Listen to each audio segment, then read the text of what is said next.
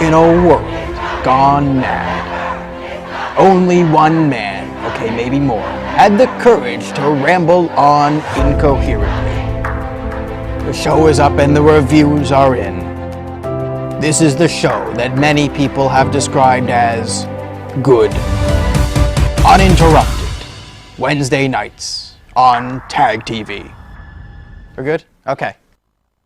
Welcome to Uninterrupted, the show where I ramble on and on and on and hopefully say something of value within the next hour. Tonight, our top story is going to be the shootings in America, the subsequent panic and coverage, and Trump and the Democrats and the media, for Trump and Democrats and media, and guns and media and Democrats and guns, and why everyone is wrong but me. And you, by listening to me, by extension. Unless, never mind.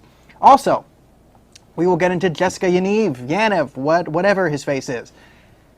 Yaniv's house has been raided by the RCMP after he flashed a stun gun or a taser.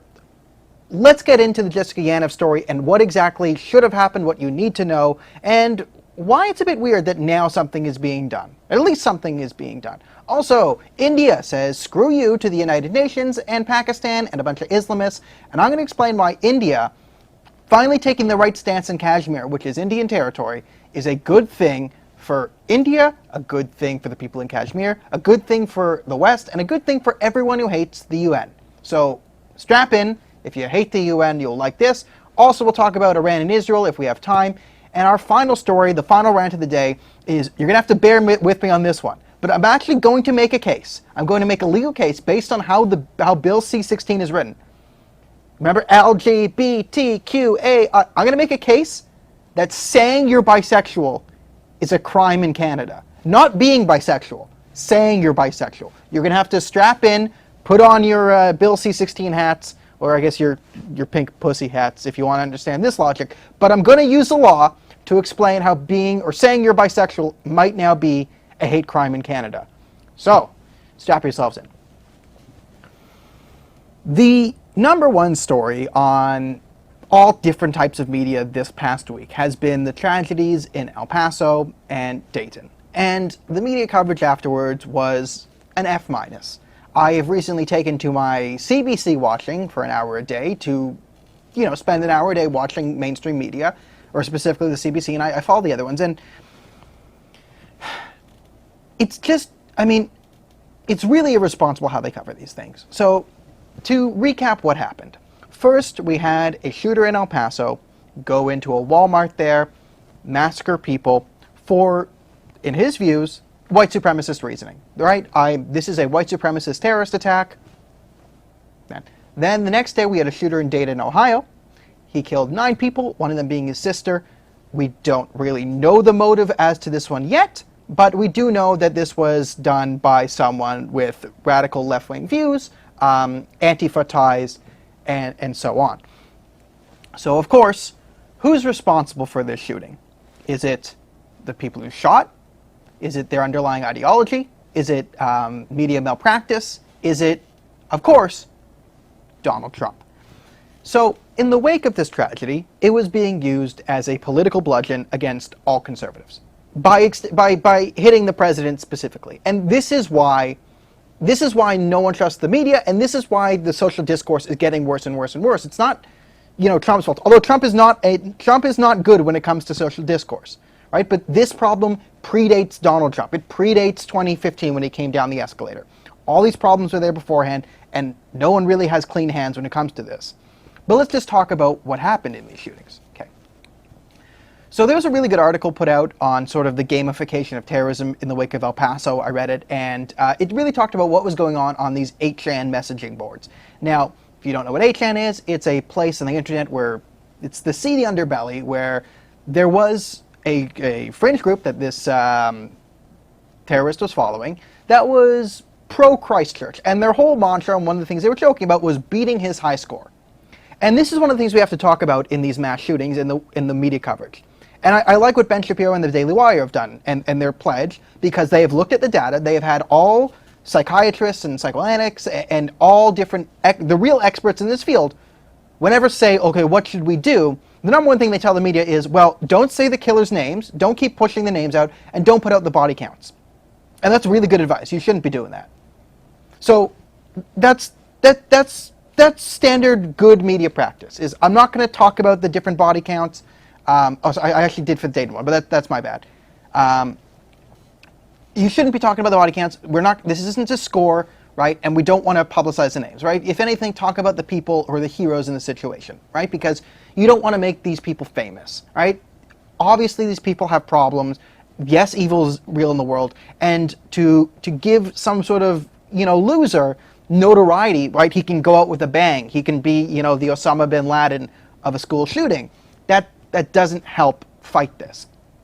But what is frustrating to me and to a lot of people is I saw the media panic over 8chan and 4chan and whatever this is. And yes, there are bad people on the internet, and we're going to talk about the internet as a force for good and bad. But if you're going to, as a CBC did, bring on the founder of 8chan to talk about how we need to take down 8chan and all the bad things happening on 8chan, I assume you read some articles and you knew what was going on in 8chan. That being, they were talking about the body counts and beating high scores, and this is what they were doing. So if you're going to morally panic over 8chan, then you shouldn't be doing exactly the things that enable that behavior in the first place. Right? You can't have a moral panic over 8chan, bring on the founder, and then be completely oblivious to what was going on there if you're going to report on it. Right? It's okay if just some random schmo is oblivious to what's going on there. But if you're going to report on it as the news, right, as my taxpayer-funded news, you should know what's going on there, and you should know not to be doing this. So, okay, let's get into the causes of this. And people want to blame Donald Trump. And the argument being made here is Donald Trump's rhetoric on immigration matched up with those of the white supremacist terrorist that massacred people in El Paso. Now, the shooter did refer to Mexicans coming into the United States as an invasion. That is bad rhetoric. And Donald Trump has called it an invasion. I've said that's bad rhetoric. It's not an invasion, okay? Use the truth. The truth is more powerful. Okay, so that's bad rhetoric on Trump. Now, just because Trump has bad rhetoric, it does not mean that that is what caused the shootings, right? The ICE bombing, right? The terrorist who attacked ICE a couple weeks ago, he was using the same rhetoric that AOC and other people are using, right? Concentration camps, right? Whipping people to fury. Then, someone attacks them. Is that AOC's fault that the terrorist attacked? No, it's not AOC's fault. Is her rhetoric irresponsible? Yes. Is Trump's rhetoric on immigration irresponsible at times? Yes. Right? All these different things can be true. It does not mean that we should arrest AOC, right, for the ICE terrorist. Okay. What is Donald Trump right now? Right? Why does Donald Trump sort of get away with this? And we covered this last week. There's a lot of false positives on Trump's racism, right? When he attacks the rats in Baltimore and everyone goes, "This really means black people, haha, caught him." Then no one really listens to you, right? It's the boy that cried wolf too many times. Even Bill Maher came to say this to an extent. And this wasn't just on Trump. He said Trump was an result of crying wolf on John McCain and Mitt Romney. We kept calling them racist, and then when Trump came in, there was really nothing left to go from there. Okay, so there's that aspect of all the false positives on Donald Trump, right? If Donald Trump could, McDonald's breakfast, why did they only give you 1 egg McMuffin when I really wanted 2 egg McMuffins? There should be much more egg on the McMuffin. Sad. Donald Trump hates black people because we found a black McDonald's employee, right? That's the state of the New York Times. So all these false positives make people go, okay, you know what? I'm just not listening to you.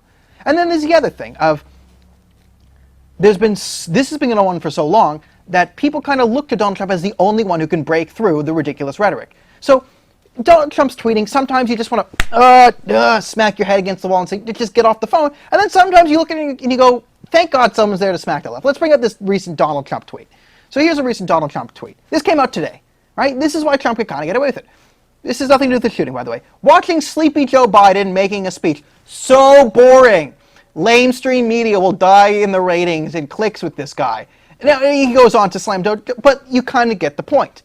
It's nice for conservatives to finally see someone with a spine, someone who will attack the left, right? The left is allowed to go racist, sexist, anti-gay, all Republicans, all conservatives, all of them are white supremacists, all of them are white nationalists. They're basically terrorists, right? And you have a lot of leaders, Andrew Scheer, who are so afraid of stepping on the toes of the radical left and the media that they cower inside a hole and have these overly concocted, focus group opinions that have been granted through think tanks and focus groups until it doesn't sound like a human being anymore, right? This is one of the oomph that Trump gives to the discourse, that it's nice for conservatives to see someone just take a stand in a while. Now, now we can have a debate on how dangerous rhetoric is, and to an extent, yes, rhetoric can inflame action, but rhetoric does not equal action. I mean, if someone says Ilhan Omar is a bad congresswoman, I don't like her economic policy, you'll get people on the left and this is violence. This is tantamount to assault. Assaulting a woman of color in Congress. Don't you know better? Impeach. And you're like, that's not even the president. Impeach, right? Okay. On immigration, you need someone to save the conservative point of view. Now I'm going to bring the Canadian version into this. I'm going to make the case that in immigration, what we really need from the conservative end is an immigration critique. It needs to be somewhere in between 30 and 70, right? Below 30, you're really not saying anything that of value and you're just sort of watering down your position. It gets muddled and ineffective. Above 70 is where you start to get into the sort of it's an invasion, it's infestation, it's where you start to get into some xenophobic rhetoric there. So you need to sort of keep it in between 30 and 70, which is your like sort of, effective point, right? Let's say that. The problem here is when you go to 1, not even 30, when you go to 1 in Canada, Justin Trudeau and Ahmed Hussein will call you a racist, will call you a white nationalist, right? 66% of Canadians disagree with Canadian immigration policy and how it's being handled and think we have a crisis at the border. And by the way, we do. Right? It's not an invasion, but it is a crisis where the border is being overwhelmed by fake refugees.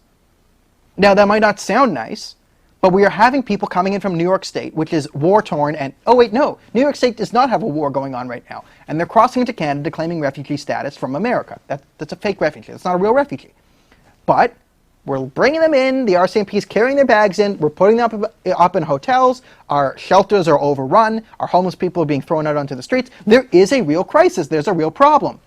And a big problem is when politicians go from like 1 to 5, not even in the 30 range, they're immediately called a white supremacist, a white nationalist, a racist, and the media doesn't stand up for them. It actually backs Ahmed Hussein's claims. And will say, well, people are saying that the Conservatives are racist, so. Right? When Lisa MacLeod, Ontario's immigration minister, criticized Ahmed Hussein and said, we're getting too much, we need more funding. Immediately, she was lambasted as un-Canadian, racist, right? So there's a big problem. Now, what this leads to is, usually this is how you get to Trump, because if people, we'll say the decent people, right, the people with more class and more nuance, right, a lot of them are going to be taken out of this debate. A lot of them have opinions that are around the 40 to 60 range, the average Canadian, right? 66% of Canadians agree that we have a crisis on the border. There is no war in America. The refugees coming in from the United States are fake. That's not real refugee crisis. Okay. And we're not saying Syrian refugees or other refugees worldwide. We're saying the ones coming from the States. America's not at war. When you say anyone who goes to 1 is a racist, then all the cowardly people who don't want to fight are just going to not say anything. It means the only opinions coming through are going to be the people who are going to go to 70, 80, 90 right away, because they don't care. They don't care. They're going right at it. Right? And this is sort of how you get Trump. You get Trump because he's going to drive through the wall. It's the Kool-Aid man of politics. Doesn't matter. No thinking while tweeting, right? Just no drinking, tweeting, just throwing out tweets on whatever comes on Fox News, whatever comes into his feed. Here's something on the radio. Someone says something. I like it. It's going out there. Right? These are the only people, right? The people who like, should I say it? Screw it. Right? Those are the only people who jump into this discourse. So you get sort of a gauging problem here. So that's how you get rhetoric like this. Now again, it doesn't excuse Donald Trump's bad rhetoric on immigration. He shouldn't be calling it an invasion. You can say the border is overwhelmed, right? Our resources are being overwhelmed by illegals. We shouldn't have illegals in the country. All of that is legitimate. And when you tell the truth, it's a lot harder for people to slam you, and it's a lot easier for people to connect with you, right? When you start seeing invasion and this, well, then people will pull back from that, because Canada's not being invaded, America's not being invaded. But we do have a crisis both of us have a crisis of illegal immigration on our southern border that is straining our resources and needs to be solved. And to an extent, in Canada, we have a government that's not even willing to touch it, not even willing to admit the problem. In fact, whatever they say the problem, there's not a problem, we're just going to increase it. Right? How do we solve the immigration crisis? More immigrants. Right? That's going to make some people angry. So what's the number one problem here? The number one problem is the people who did it in these shootings, right? There's a classification. What are the biggest reasons? One, we can say people who did it. Responsibility on the people who pulled the triggers. Number one, evil exists in the world. The people who did this were evil. Okay? Number two, the surrounding ideology. Okay? So when we talk about terrorism, right? So people write, if someone straps a suicide vest on themselves and says, "This is for Allah, Allahu Akbar, kablam, go supermarket," conservatives say, "See, that's Islam, right? Islamism, right? That's Islamist terrorism, right? We should name the problem. When someone goes into a Walmart in El Paso, hunting immigrants for white supremacist reasons, white supremacy is the problem there.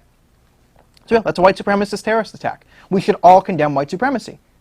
Now, we all did condemn white supremacy. And then this is another issue, is Donald Trump got up there and condemned white supremacy, and then we pretended, oh, it's fake. He doesn't really this is the series said, well, he finally condemns white supremacy. No, I can show you, we can make a montage of all the times what Trump has condemned white supremacy.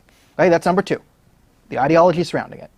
Now, number three, we could probably say societal breakdown, in which case this would be media malpractice. All right, so we talked about how media does bad this. And then we could also then talk about other things like rhetoric. Okay, so these are the tertiary problems here. But the real problems are primarily the people who pull the trigger, the surrounding ideology around that, and then you have the sort of societal decay there. That's the problem. Now, with white supremacy, we have another scaling problem. Whereas everyone hates white supremacy, right? Everyone in power is anti-white supremacist in North America. Everyone has condemned it. The problem is you're seeing the media trying to make the point that, okay, Donald Trump is a white supremacist, conservatives voted for Donald Trump, therefore conservatism is white supremacy. So here's another problem, because now you're broadening out the category too wide. So once you broaden the category to all conservatives are white supremacists, well then 50% of the country is going to be like, no, then I'm not condemning that. And then you're saying, well, now you're supporting white supremacy. Right? This leads to a further discord. Right? This is what the media spent the last week doing, is trying to essentially make the case that El Paso is basically supported by all conservatism. And now this is the ban Islam argument. Right? This is the ban Islam argument, right? Osama bin Laden's friends drive a plane into a building, ban all of Islam. That's right. I'm saying that's a bad thing to do. Right? We can't ban a religion. We shouldn't ban a religion. But it's Trump's fault, and conservatism supports white supremacy. That's the exact same logic as the ban all Islam. It's the exact same thing. Right? They're both wrong for the same reasons.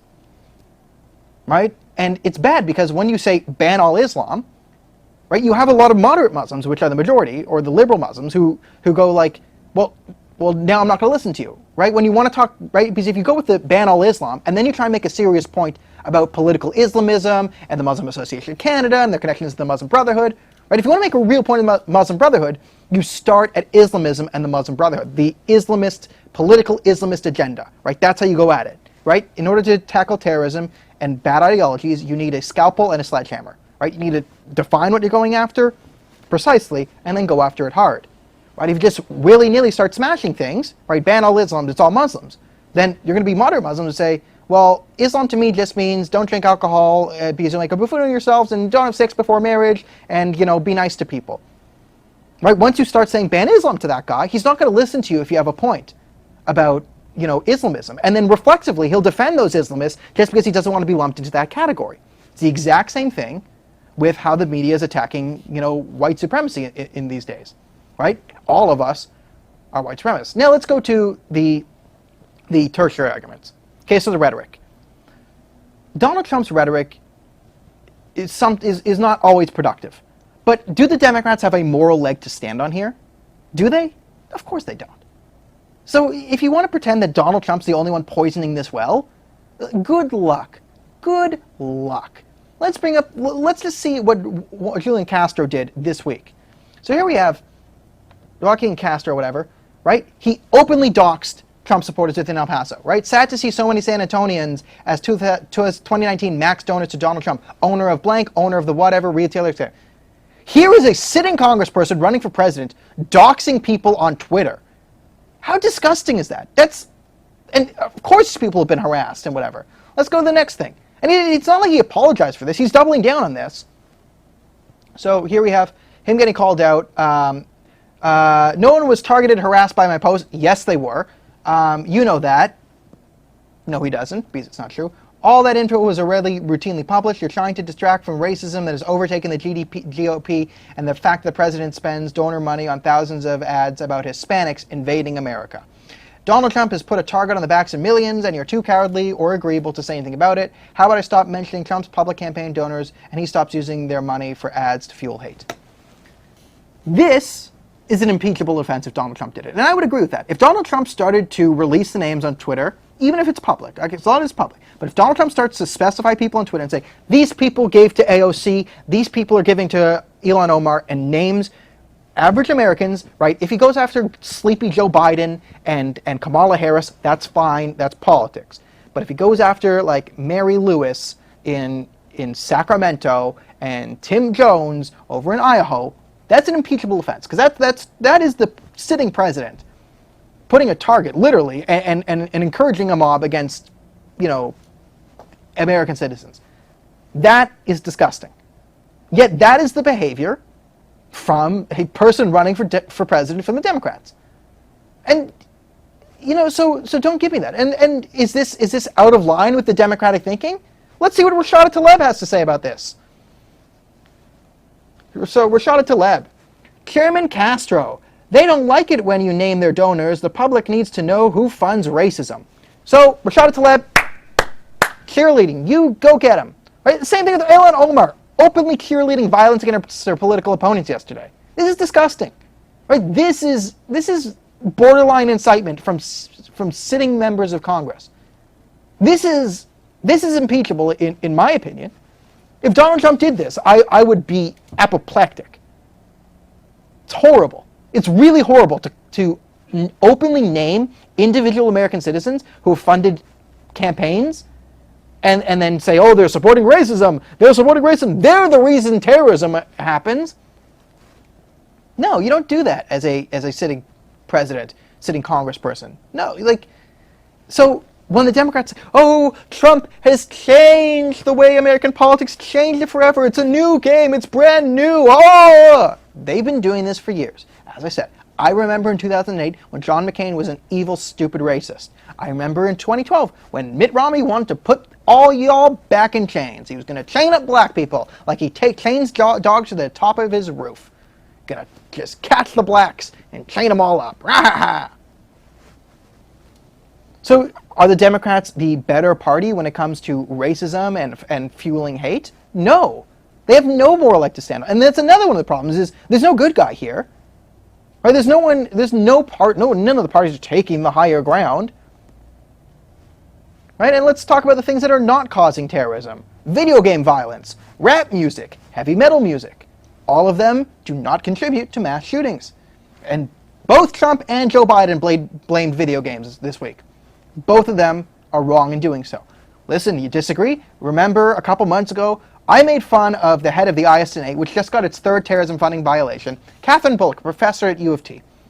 She's the head of the ISNA, Islamic Society of North America. There was a whole thing about ISIS and what really causes ISIS. And she made the contention that, ISIS's fault is really video games and violent movies and the Avengers. And this person, who during this thing actually said there's nothing wrong about wanting Orthodox Sharia law, a caliphate, and fighting the American government to do it, ISIS. I want to say, Islamism, whatever, it's all fake news, basically, right? Really, ISIS is caused by the Avengers and video games. And we all made fun of her, because that's a stupid thing to say. When Trump says it, it's still a stupid thing to say. When Joe Biden says it, it's still a stupid thing to say. Now, to the mental health issue. This is not the time to bring up mental health as a general. Now, we can have sub-conversations of what about the over-medication due to mental health? Does this lead to violent behavior? That's a conversation we should have, is the over-medication. That's another thing. But generally saying mental health awareness, oh, we need nebulous mental health thing. People with mental health issues are less likely to commit a violent crime than the general population and are more likely to be the victim of a violent crime than the general population. So just saying we could take away people's rights because they have a mental health issue doesn't sink. Also, like, are we saying, like, you know, mental health is so weird, like anti-personality disorder, right? That's basically psychopathy versus depression. Like, there's a whole gradient here of mental health. So just saying, oh, this is obviously the time for mental health, it's wrong. And people slam Trump for doing it. But remember, this is the same media, the Canadian media, and people make the claim, oh, we only talk about mental health when white people do it. Not so. Remember the Danforth shooter? The whole explanation was mental health. That was just a mental health episode, nothing to see here. Literally no other explanation. The Toronto police came out and confirmed this. Just mental health. It's a mental health thing. He was just mental healthy. And pew, pew, pew, pew. There was an ISIS supporter who stabbed 2 Canadian soldiers while screaming about ISIS. Mental health. Let him go. Right? This is not the time to do that. So the claim that we only talk about this when it's white people, no. People only scapegoat mental health when it serves their purposes. Right? It's an easy way to deflect away from things you don't want to talk about. And we shouldn't do that. Okay. That's been a good half an hour on that. Media bad. Bad rhetoric bad. Daniel good. Like the video, share the video, subscribe to the page, subscribe to the YouTube page, subscribe to the Facebook page. Do this. I don't know. Just share, like, and anoint me with presents. Carve my face into a wall, and then get in trouble because you shouldn't be doing that. Get a tattoo of my face on your face. All right. Our second story. The Jessica Yaniv saga has taken a new turn. But before I get into it, I'm just going to outline my views on the whole transgenderism thing because I'm going to get pronoun confused and whatever. I'm very libertarian on transgender issues for adults, right? If you're over 18 and you want to chop off whatever and throw on whatever and you feel like you're going to live better presenting as a man or a woman, go for it. That's your choice. I don't think it should be taxpayer funded because there's no evidence to support that, but you do you.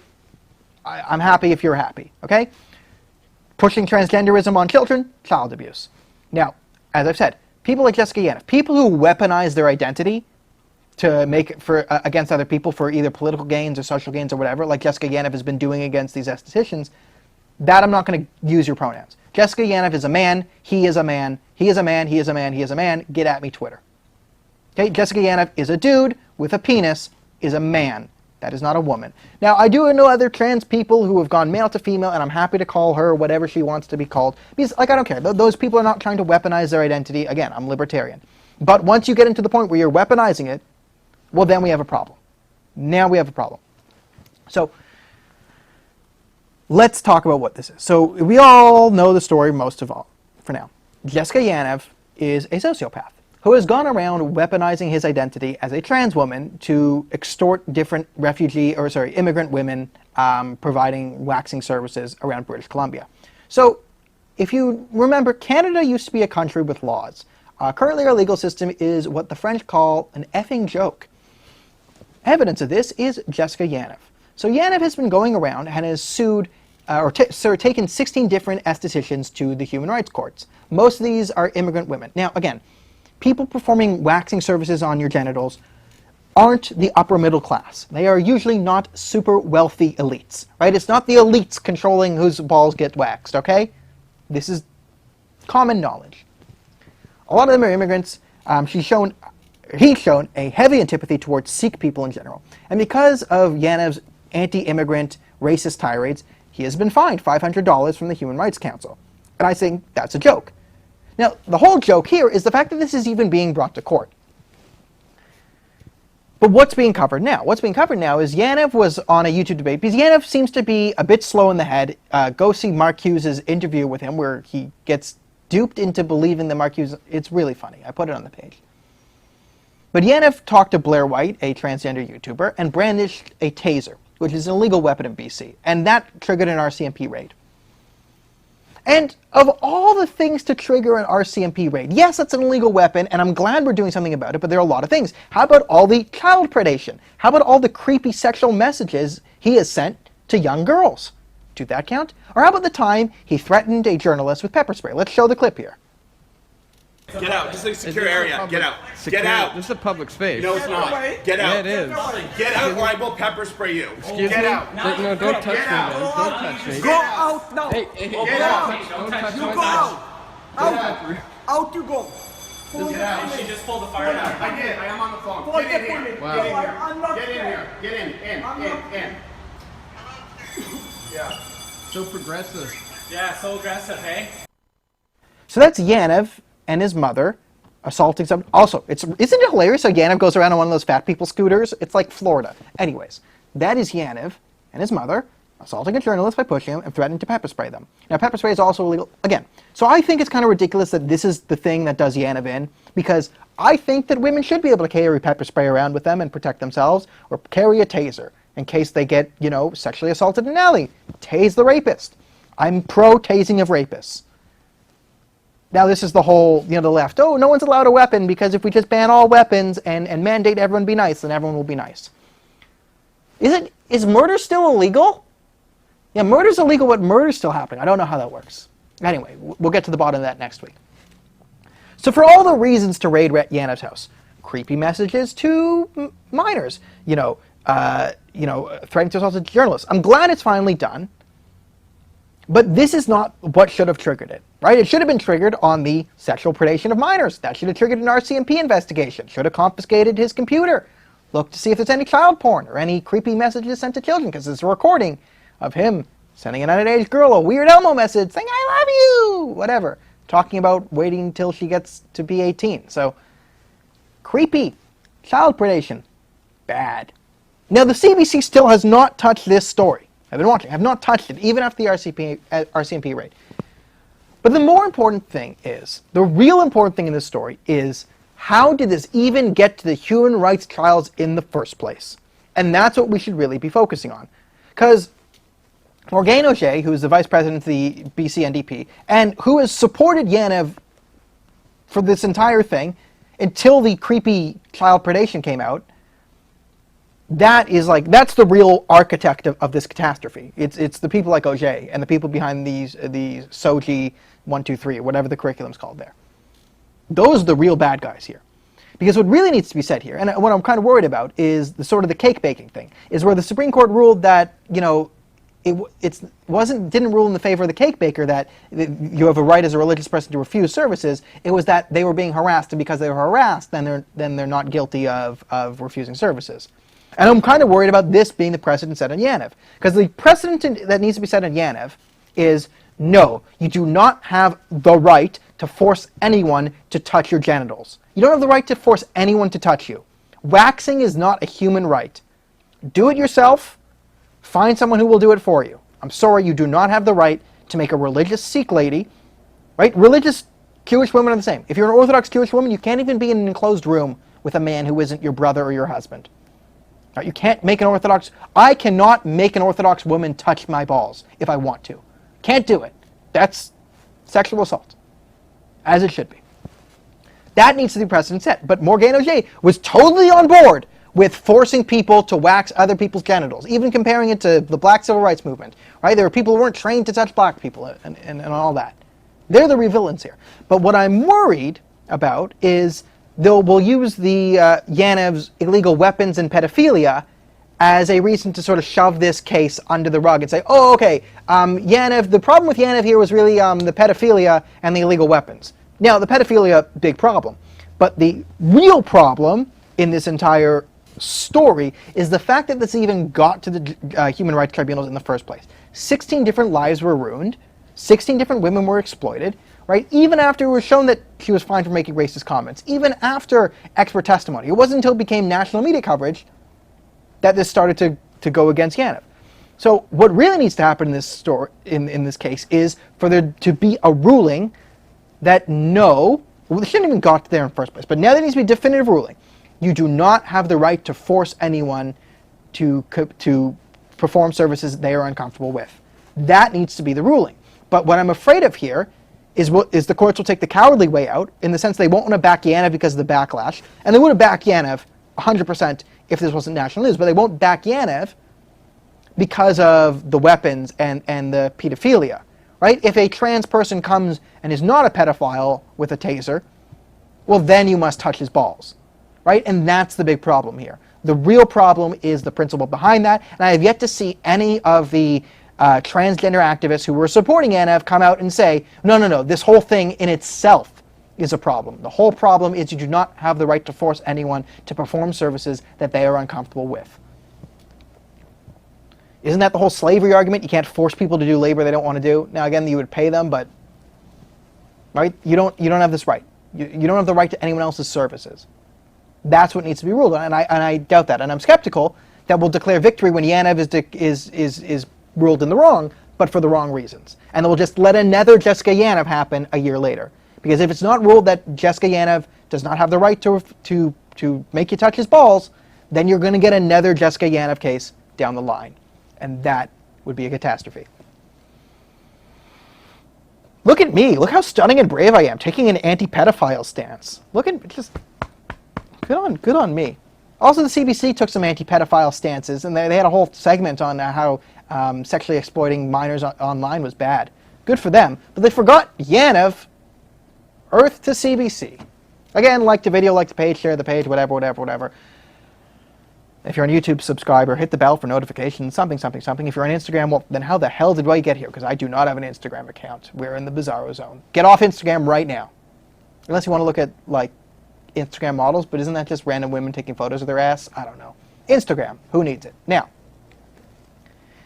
here is an international story that is a lot more important than people in Canada give it credit for. India has revoked Article 370, which basically makes Kashmir a normal part of India. Now, when it comes to India-Pakistan, most people just know they are fighting over Kashmir region, but why?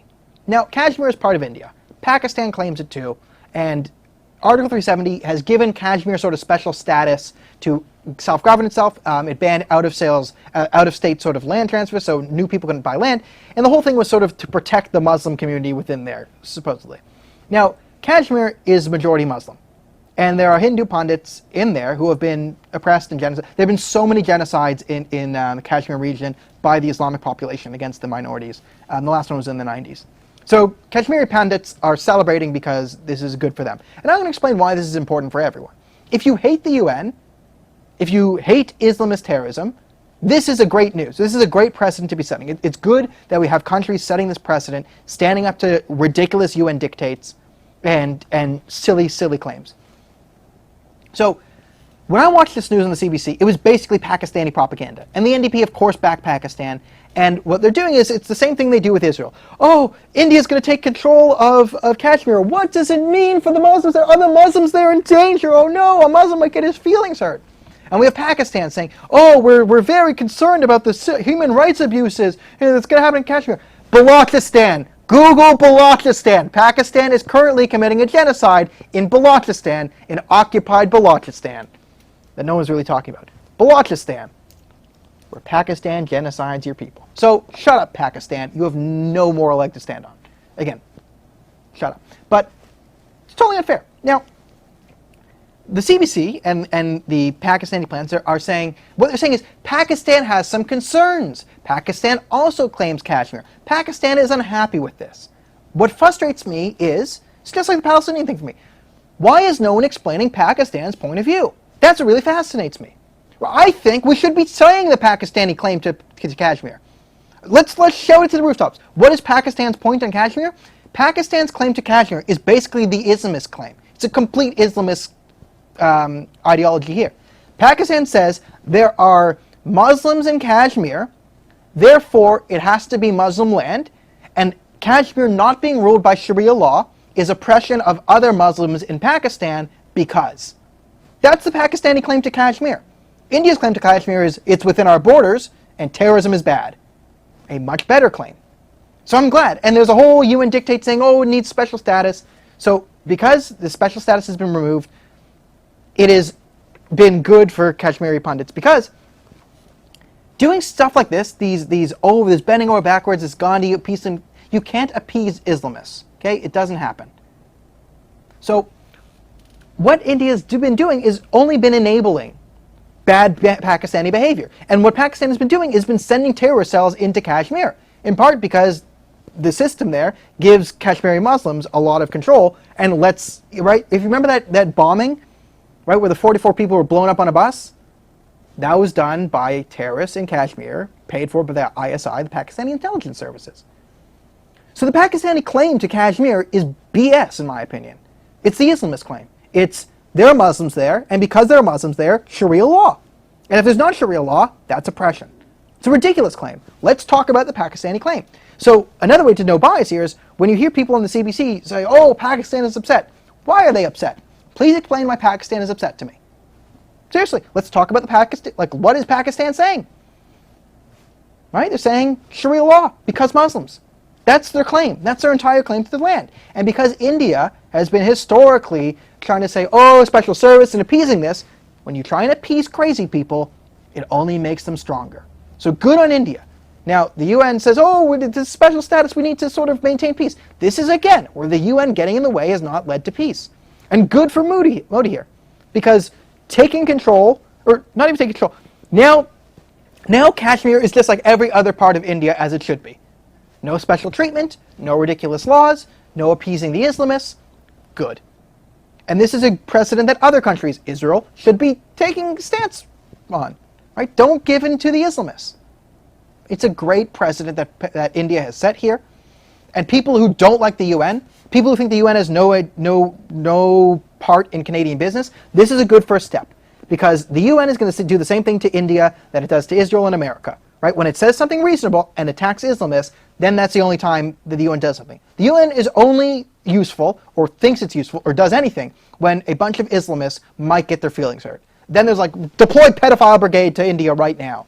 Right? We need to rape some of their kids and extort some money out of people because we're the UN. So it's really good. If India can stand its ground, then it would be really helpful for anyone who wants to get UN out of our politics. It'd be great if we had a coalition of countries like America, Canada, Western countries that get unfair treatment from the ridiculous UN to say, you know what, UN is kind of controlled by the OIC and communist nonsense, we're out. And in order to do that, we're going to need countries like India and America to be on our side. So this is a big win for anyone who hates the UN, and good job, India. Kashmir is Indian territory and should be treated like it's part of India. All right, we still have some time. Iran. Iran wants war. Now, I'm going to sort of explain this a bit better. There's been a lot of violence on the Israel-Gaza border recently, and people are pretending it has to do with Trump, it has to do with Trump and Jerusalem. It doesn't. It has to do with Iran and Iran's sanctions, because you have to understand how Iran works in the world. Iran has now started to increase payments to the Palestinian territories. They have started to give more money to Hamas for basically in exchange for Israeli weapons secrets. So they want information on Israel's missile capabilities, so they're increasing funding to Hamas. Now, Iran doesn't have money, but the reason they're putting this is sort of a last-ditch effort because they want to create a two-pronged war in Israel to gain sympathy from the wider Muslim world and, of course, the media. And this is dangerous. It's dangerous for Canada, it's dangerous for the United States, it's dangerous for everyone who doesn't like the Ayatollah, which is people who don't like to be ruled under crazy Sharia law theocrats. So here's what's been happening in Israel and for a while. So Gaza, there's been around 200 terrorist attacks in Israel from the Palestinians just in 2019 alone. We're around 200 now. And the increase of violence is a lot to sort of, they want to instigate an Israeli response because Iran is broke, and another way they gain money is by pseudo-charities, raise money for the Gaza humanitarian crisis when Israel fires back at the terrorists.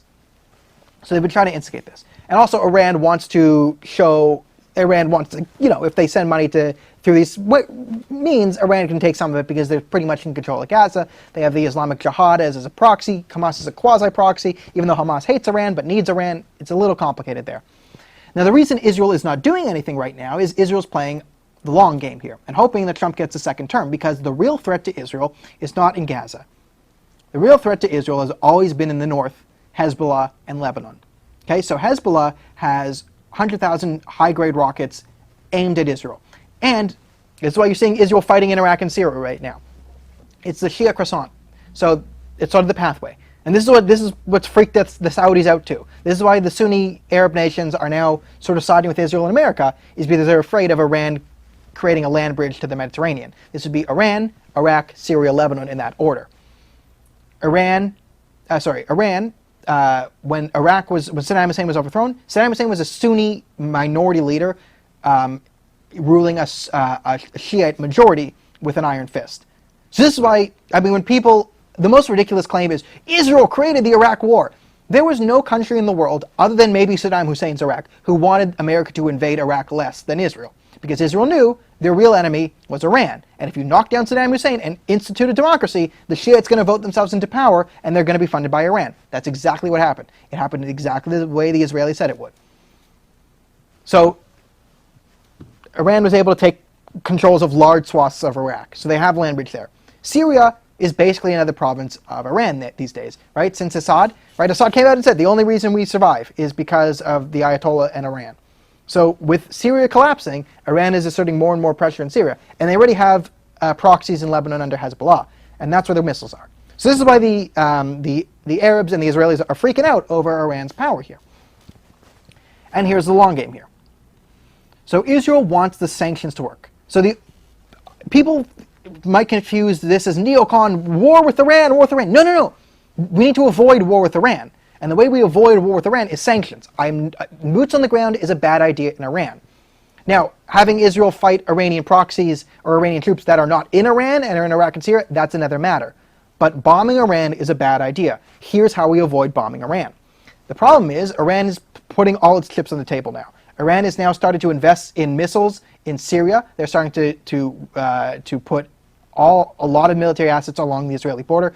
Iran is trying to instigate a fight and instigate a war with Israel because that's sort of their last-ditch attempt, right? Trump tore up the Iran deal, which is so goddamn stupid. The Iran deal, Obama prevented Iran from getting nuclear missiles. No. Did anyone read the Iran deal? So in a usual weapons treaty, when you talk about, weapons monitoring, what you think is, okay, you would need a UN or an international weapons observer on site. And the way you do that is a weapons observer would have the ability to come in on any random day unannounced and inspect a facility. See if they're on the up and up. Are they making chemical weapons? Are they making nuclear weapons? That's how we tell. Here's how the Iran deal's structured. Iran gets to choose the days to come in. Iran gets pre-warning of when inspectors are coming, and also Iran gets to decide what areas they look at. So Iran can say, okay, you're coming in Tuesday? Yeah, you can't go into the chemical weapons facility today. Yeah, it's closed. Okay. Again, does anyone, how does it... It's amazing that people are still defending it. It's absolutely amazing. Iran gets to pick when the weapons inspectors come and also gets to pick what they look at. And we think that's a legitimate weapons inspection. Okay. Throw that down the line. So Iran's now panicking because the Ayatollahs are being put under sanctions. And once the game is, Israel's waiting for war, or waiting to not fight a war because they want Iran's money to dry up. If the Ayatollahs run out of money, then Hezbollah and Syria, they know they can't go to war because the last time Hezbollah attacked Israel, they were bombed, southern Lebanon was flattened, and then rebuilt all with the Ayatollah's money. So this is the game the Israelis are playing. They want to wait as long as they can. Hopefully Trump gets a second term in their hopes, and then they can avoid war with sanctions. And that's the game we're playing. But Iran really wants to push for a war with Israel now, because then it can gain international sympathy and all the flood of donations from the Europeans and the Arab countries because they're suckers for media propaganda. So this is why Iran wants war with Israel right now. And this is why Israel wants to push this down the line as far as possible, because if they think if Trump gets a second term and we get official sanctions on Iran, we can actually wait this one out. Because the real threat is all the high-grade weapons in Lebanon, not the condom bombs in Gaza. So that's a bit of geopolitics 101 for everyone. All right, if you've made it here, we get to the fun point. Here is a crazy theory that actually isn't so crazy because Canada's now crazy. As I said, Canada used to have laws. Used to have to obey them. Now we have silly, silly laws. Woohoo! I'm going to make the case that saying you're a bisexual is discrimination. It's criminal. Now, that sounds ridiculous, and I don't think anyone should be prosecuted under this. And to be clear, being bisexual is legal. Saying you're bisexual might not be legal. All right, this all goes back to a time long ago in the land of 2015 and 2016 when we were talking about Bill C-16. So Bill C-16, it's so innocuous. It's just going to add gender identity and gender expression to our human rights protections, right? What could go wrong? Well, a lot of things. So we're going to have to read some definitions outlined here by the Ontario Human Rights Council. And again, Bill C-16 makes this Ontario human rights definition legal coding. Okay, so let's bring up some definitions. Gender identity. How is gender identity explained in law? Let's read. Gender identity is each person's internal and individual experience of gender. It is their sense of being a woman, a man, both, neither, or anywhere along the gender spectrum. A person's gender identity may be the same or different as their birth-assigned sex. Gender identity is fundamentally different from a person's sexual orientation. Again, there's a problem here with anywhere, neither, both along the spectrum. You can't have neither on a spectrum, right? If it's a spectrum, there is no neither, right? So it's incoherent here, which is one of the problems, big problems with the law, is it just doesn't make sense logically. It's just mumbo-jumbo, right? It passed with no one made any alterations in its 3 readings in the House. No one said, well, can we just clean this up here? No, that was unable. We were unable to. So a lot of this was just so many holes here, which is why saying you're bisexual might constitute discrimination. How do we get there? Okay. Gender expression. Gender expression is how a person publicly presents their gender. This can include behavior and outward experience such as dress, hair and makeup, and body language and voice. A person's chosen name and pronoun are also common ways of expressing gender. So this is where we talk about, pronoun use, and is misgendering going to be a crime? Well, yes, here we have. Now let's talk about trans and transgender because it's out there. Trans or transgender is an umbrella term referring to people with diverse gender identities and expressions from different stereotypical gender norms. Includes, but not as limited to, people who identify as transgender, trans women, male to female, transsexual, cross-dresser, gender non-conforming, gender variant, gender queer. So again, when we say trans, it just means everyone who is kind of weird in a way, right? So it's a complete umbrella term, but it's being protected, right? We have no real definition, but it's going into law anyway, right? Again, just more incoherent gibbery jabber. All right, here's the kicker. Here's where my bisexuals need to pay attention. And again, I'm not anti-bisexual. Don't care. Libertarian in this. You do you. But here's the fun point of Bill C-16. This is everyone's legitimate problem with it.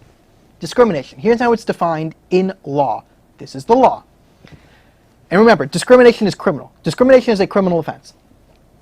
Discrimination happens when a person experiences negative treatment or impact, intentional or not, because of their gender identity or gender expression, defined above.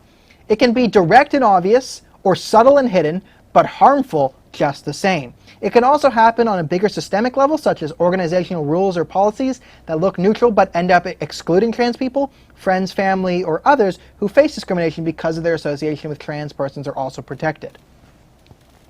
So right, not even just trans people, which is everyone, but everyone who knows a trans person is protected under this law of discrimination, right? It's just so overbroad and so ridiculous. But let's focus on the important parts of discrimination. Happens when a person experiences negative treatment or impact, intentional or not. Okay, problem number 1 there. So unintended negative impact is considered discrimination, right? So it's unintended negative impact, like bisexual. So here, now second part, that's glaring problem number 1. Glaring problem number 2, it can be direct and obvious or subtle and hidden, but harmful just the same.